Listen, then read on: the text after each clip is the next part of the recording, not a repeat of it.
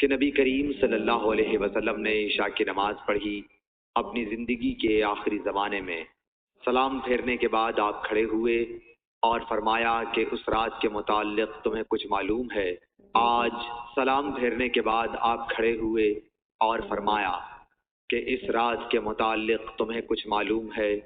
آج اس روئے زمین پر جتنے انسان زندہ ہیں 100 سال بعد ان میں سے کوئی بھی باقی نہیں رہے گا۔ لوگوں نے حضور صلی اللہ علیہ وسلم کا کلام سمجھنے میں غلطی کی اور مختلف باتیں کرنے لگے۔ ابو مسعود رضی اللہ تعالیٰ عنہ نے یہ سمجھا کہ 100 برس بعد قیامت آئے گی، حالانکہ آپ کا مقصد صرف یہ تھا کہ جو لوگ آج اس گفتگو کے وقت زمین پر بستے ہیں ان میں سے کوئی بھی آج سے 1 صدی بعد باقی نہیں رہے گا۔ آپ صلی اللہ علیہ وسلم کا مطلب یہ تھا کہ 100 برس میں یہ قرن گزر جائے گا۔ صحیح بخاری حدیث نمبر 601۔